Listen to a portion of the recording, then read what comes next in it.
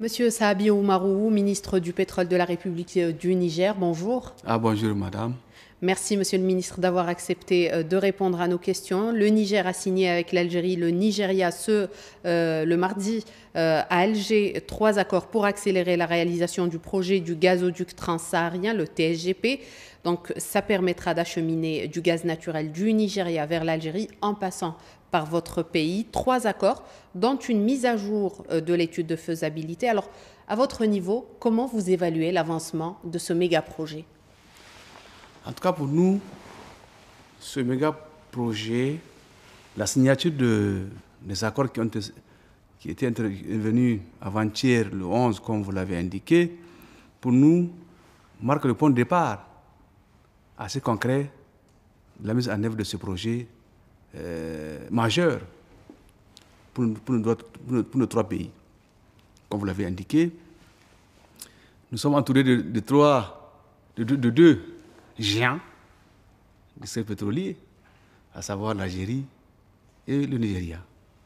Donc pour nous qui sommes au milieu de ces deux géants, pour nous c'est une grande opportunité pour nous, en tout cas d'être acteurs dans la mise en œuvre de ce projet.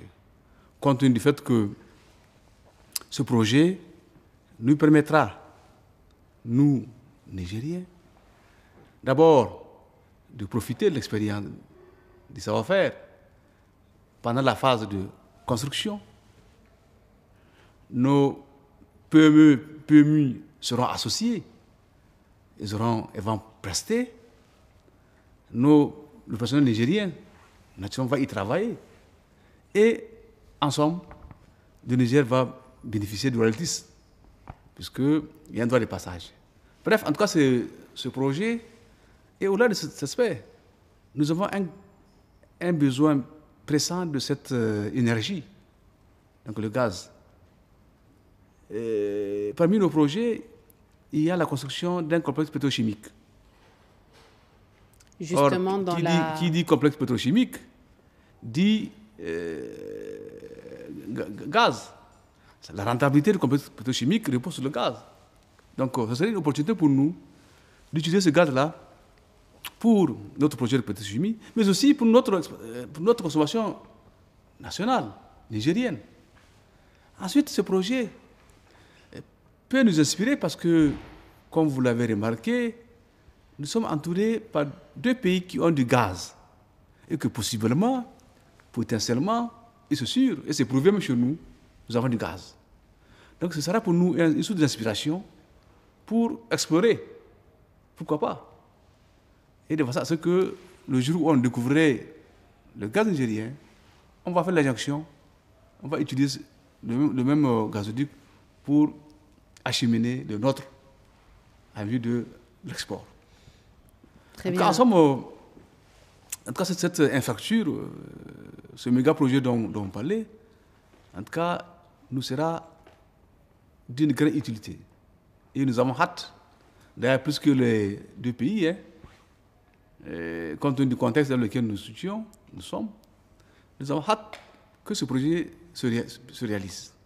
Et ensuite, nous avions, si vous vous rappelez, on avait dit que au-delà de tout, au-delà de l'aspect économique, ce projet va renforcer la communauté d'intérêt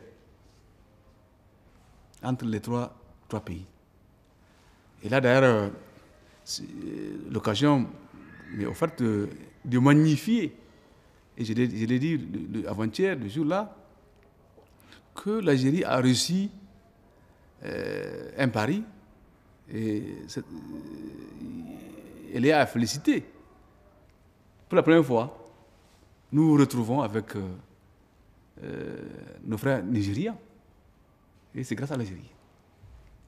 En tout cas, au-delà de l'aspect économique, en tout cas, le mérite de l'Algérie, c'est de nous avoir permis de discuter, d'échanger avec nos frères nigériens.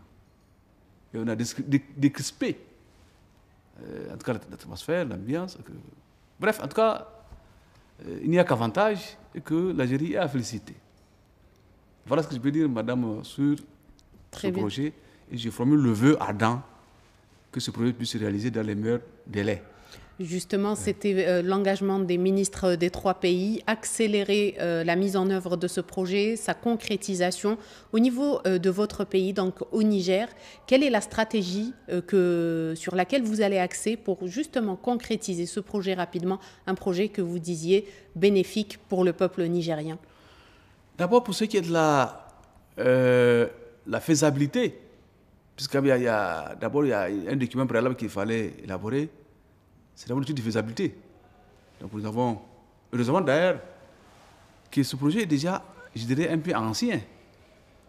Puisque de ce que j'en sais, la première étude de faisabilité a été réalisée en 2026, laquelle a été actualisée en 2014 et en 2022.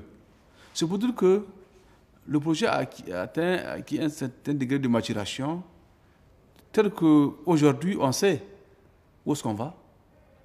L'élément clé, c'est l'étude de faisabilité. Naturellement, une fois que cette étude de faisabilité est réalisée, elle sera soumise aux instances de validation du Niger. Et que, très rapidement, on va s'atteler à la validation. Et ensuite, on va aller au contrat. D'un point de vue, en tout cas, nous attendons, nous sommes prêts, à travers notre opérateur national qui est la SONIDEP, nous attendons que le cabinet nous soumette l'étude de faisabilité et qu'on va mettre en place une équipe qui va négocier, qui va se prononcer, valider l'étude de faisabilité. Une fois que c'est validé, on va au contrat assez rapidement signer et aller à la mise en œuvre du projet. Très bien. Alors, le Niger, qui aujourd'hui, justement, veut utiliser ces ressources, en plus donc, de profiter de ce projet, poursuit l'exploration donc, de son sous-sol. Le pétrole a été découvert au Niger dans les années 60, mais il est exploité, il n'est exploité que ces dernières années, donc depuis 2011. C'est cela, monsieur le ministre? Oui, vous avez parfaitement raison. Donc, l'exploration pétrolière a commencé, comme vous l'avez dit, depuis les années 60. Mais véritablement, c'est à partir des années 2008 que la vraie activité a démarré, a commencé. Donc nous avions adopté notre premier code pétrolier en 2007 et en 2008, nous avons signé un contrat d'un CPP avec la CNPC pour explorer. Donc c'est en 2008 qu'on a commencé vraiment à explorer notre pétrole. Donc aujourd'hui, le Niger a commencé à exploiter son pétrole. Vous y tenez, vous dites que l'objet aujourd'hui, c'est d'utiliser la ressource au profit des peuples. Donc, que représente l'exploitation du pétrole aujourd'hui au Niger? Il faut regarder comme le pétrole, c'est le pilier, en tout cas en termes de ressources, en tout cas il joue un rôle important dans les recettes de l'État, dans l'employabilité, dans l'emploi des jeunes et dans les prestations de services. Puisqu'en fait, fondamentalement, c'est ça l'intérêt pour nous d'avoir cette richesse-là. C'est d'abord que le trésor du Niger soit plus ou moins renfloué, que les Nigériens puissent y travailler et y travailler de manière décente.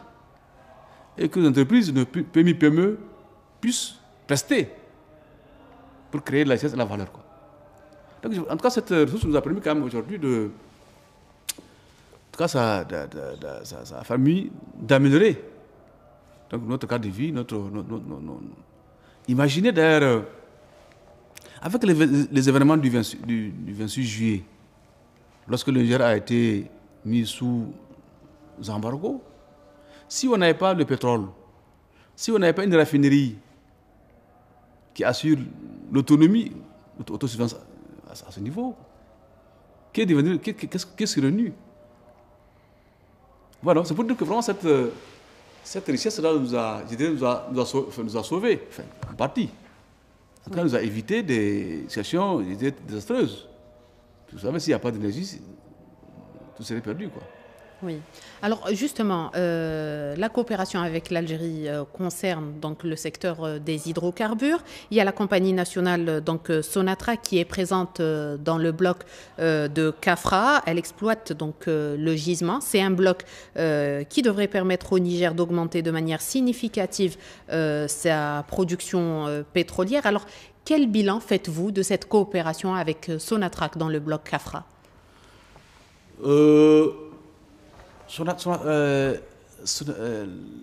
Kafra, Sipex, c'est une filiale de la Sonatrach, Sonatrach, exploite, comme vous l'avez dit, ou du moins est en train de faire des recherches. Parce que nous sommes encore nous sommes en phase de recherche. On n'a pas commencé encore à exploiter. Proprement. Aujourd'hui, depuis 2022, il y a un contrat qui a été signé, un contrat de partage qui a été signé entre le Niger et Sipex, en vertu duquel Sipex s'est engagé à réaliser des opérations pétrolières, de recherche, des travaux minimum, des travaux. Et à la fin, quand tout sera avancé, on va revenir pour autoriser la Sonatrach pour autoriser Sipex à exploiter, quoi. Donc pour le moment, nous sommes sous le régime d'autorisation exclusive de recherche. Donc on n'a pas abordé le volet exploitation. Pour le moment, on n'en est pas là.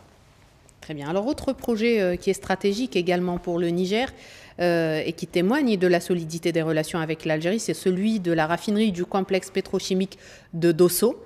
Vous l'avez vous-même dit, Monsieur le ministre, lorsque vous avez été nommé à la tête du ministère du pétrole. C'est un projet stratégique qui, pour le Niger. Aujourd'hui, où en sont les travaux et quel est l'apport de cette coopération? Je dois dire au passage que j'ai été nommé en août 2024.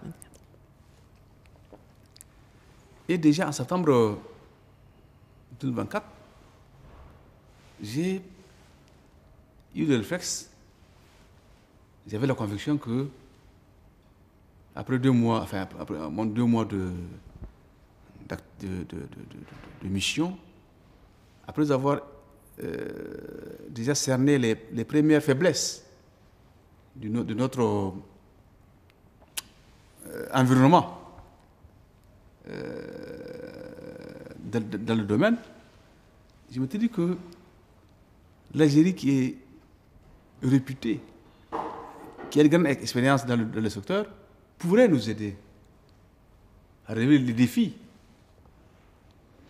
Puisque c'est le projet de la raffinerie, comme vous l'avez dit, c'est un projet stratégique lancé par le chef de l'État.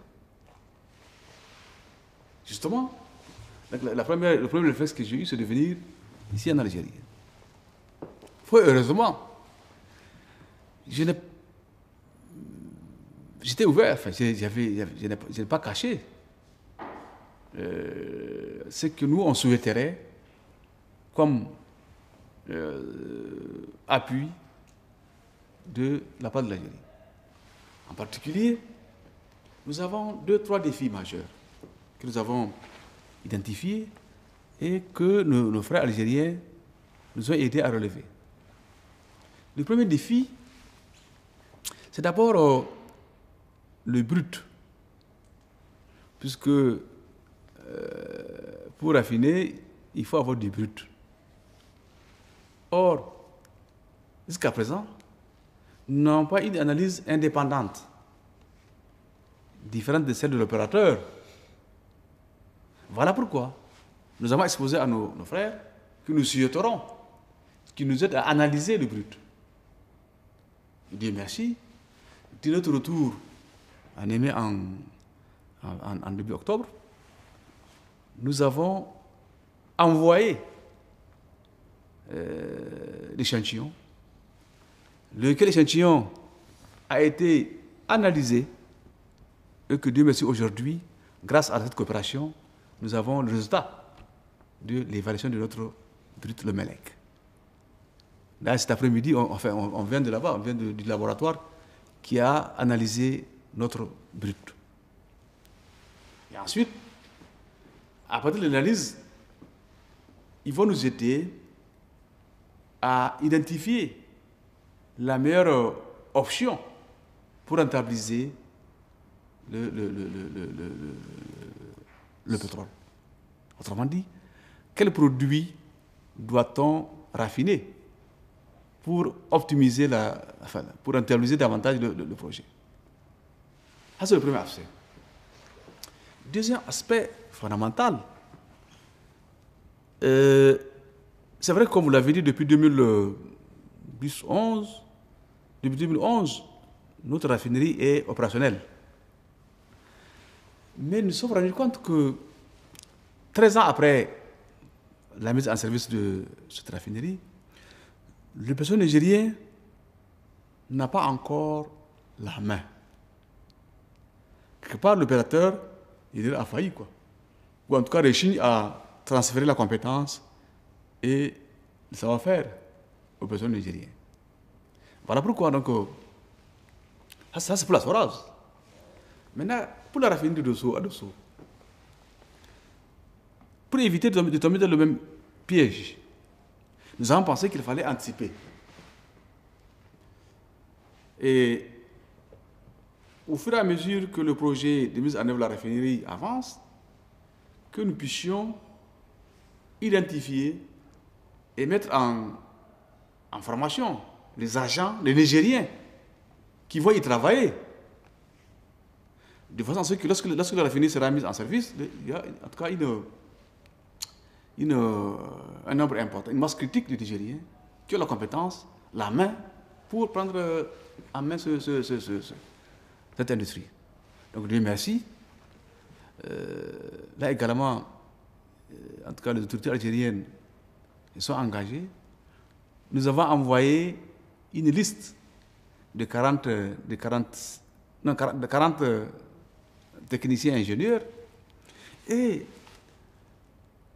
l'IAP a effectué une mission spéciale au Niger en vue d'évaluer nos stagiaires. Donc, l'IAP a fait l'évaluation. En tout cas, il s'est engagé à nous fournir les résultats d'évaluation. Déjà, ce matin, donc ils ont fait l'exposé des résultats, des premiers résultats qu'ils ont pu obtenir. Ensuite, toujours par rapport à la coopération, je parle de la Soraz, la société de raffinage qui est mise en service depuis 2011. Et je vous l'avais dit, que nous sommes rendus compte que 13 ans après la mise en service de cette raffinerie, les Nigériens qui y travaillent n'ont pas encore la main. Voilà pourquoi nous avons demandé encore à nos frères algériens de nous aider pour que ces Nigériens-là, qui sont en service, puissent avoir la compétence pour occuper les postes clés. Puis on s'est rendu compte que jusqu'à présent, les unités, enfin, la gestion, l'exploitation et la maintenance échappent encore fondamentalement aux Nigériens. Or, ça me dit que c'est la clé. Donc on n'a pas encore la clé. Et que si demain, nous voulons, si par extraordinaire, l'opérateur nous cède cette infrastructure, nous ne pourrons pas. Nous n'avons pas de compétences nigériennes pour l'exploiter à 100%. Donc, mais grâce à cette coopération, donc, il est convenu que nous envoyions dans le meilleur délai une équipe des agents de la Soraz qui vont d'abord subir une formation théorique, c'est-à-dire une sorte un stade d'imprégnation à l'IAP avant d'être en stade d'immersion au niveau de la raffinerie ou d'Alger ou bien d'Adra qui a la même caractéristique que notre raffinerie. Très bien. Alors, Une série de projets ou de partenariats qui sont donc prévus avec l'Algérie, que ce soit dans le domaine de l'exploration, de la recherche Voilà. Donc ou dans le domaine... on revient à la SONDEP. Parce que Oui. jusqu'à présent, on n'a pas encore abordé la SONDEP. Tout ce que j'ai dit, parce qu'en fait, vous savez, nous sommes dans une phase transitoire. La SONDEP, tout ce que nous sommes en train de faire, après, c'est la mission de la SONDEP, qui est une société nationale, mais qui est en phase de transition. Donc l'État est en train de l'accompagner et progressivement il va lâcher les projets. Puisque, c'est de le dire, jusqu'en mars 2024, la SONDEP fait la distribution. Donc l'État ne lui a pas confié la mission de l'amont. Elle ne veut pas de l'amont. Donc pour la première fois, en 2024, l'État lui a conféré des blocs pétroliers. 4 blocs. Donc véritablement, sa mission s'est trouvée élargie. Alors que psychologiquement, humainement, mentalement, il n'est pas préparé à le faire. Voilà pourquoi, dans le cadre de la mise en œuvre de ce projet, donc la SONDEP, avec la SONATRAC, la SONDEP a déjà en septembre, quand tu es venu, la SONDEP a signé un MOU avec la SONATRAC. Lors de la mission de l'IAP, la SONDEP a signé une convention avec l'IAP pour que l'IAP renforce la capacité des agents de la SONDEP dans ce projet amont et aval. Donc la compagnie nationale nigérienne se construit petit à petit. En tout cas avec l'appui, l'accompagnement de la SONATRAC. Et justement, le Niger aujourd'hui fait donc des pas supplémentaires pour réaliser sa souveraineté énergétique. C'est finalement l'objectif de tous ces projets. Absolument. Plus être fortement dépendant d'autres pays. Oui, en fait, le Niger, comme vous le savez, comme l'Algérie d'ailleurs, c'est un pays dont le sous-sol est riche en hydrocarbures. 90% de notre sous-sol regorge des bassins sédimentaires. 90%. Hein. Actuellement, nous avons 35 blocs pétroliers qui sont libres. On dit qu'il y a de la matière. Nous sommes riches. Mais cette richesse, pour l'exploiter à bon escient, la souveraineté, fondamentalement, repose sur notre capacité à prendre en charge l'activité. Puisque tant que nous dépendons à 100% des investisseurs étrangers, il est évident qu'aucun pays ne peut se passer des investisseurs. Mais nous envions, nous sommes très, je dirais, impressionnés par ce qui se passe ici en Algérie. 100% du personnel qui exploite la matière, l'industrie est algérien. En tout cas, c'est une fierté, en tout cas, qui nous inspire et que, en tout cas, nous souhaiterons que progressivement, qu'on arrive à cette souveraineté-là. Parce qu'il n'y a pas de souveraineté si on dépend déjà, même en termes d'emploi. C'est impréalable. Oui. Donc aujourd'hui, le Niger consolide sa souveraineté. Est-ce que un de vos projets, c'est justement de passer à un pays exportateur de produits raffinés qui finalement ont une valeur ajoutée encore plus importante et un apport plus important pour l'économie d'un pays? Déjà, ce qu'il faut souligner, nous exportons du brut. Nous avons un peu plein, hein, de plus de 1900 km. Hein. qui va sur la côte au Bénin. Vers le Bénin, oui. Donc aujourd'hui, on produit 110 000 barils, 110 000 barils par jour. Les 20 000 sont raffinés et les 80 000 vont à l'export. Très bien. Oui. Alors peut-être un dernier mot, Monsieur le ministre. Vous arrivez au terme de votre visite en Algérie. Oui, en tout cas, nous sommes ici au terme de notre mission en Algérie. En vérité, comme vous l'avez remarqué, déjà, quand on a